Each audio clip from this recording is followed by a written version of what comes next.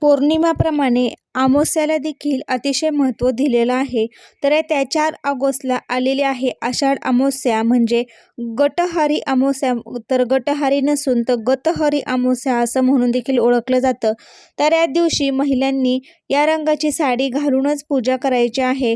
तर या दिवशी तुम्ही हिरव्या रंगाची साडी परिधान करून तुम्ही आपल्या देवघरातील आपल्या घरातील सर्व दिवे स्वच्छ करायचे आहे. स्वच्छ केल्यानंतर त्याची पूजा करायची आहे. पूजा केल्यानंतर तुम्ही कणकेचे 5, 7, 11 दिवे करून त्या दिव्यांना ओवाळायचं आहे. या दिवशी श्रीकृष्ण भगवान विष्णू यांची देखील पूजा केली जाते. तर अशी ही पूजा केल्याने शिवशंकर प्रसन्न होतात.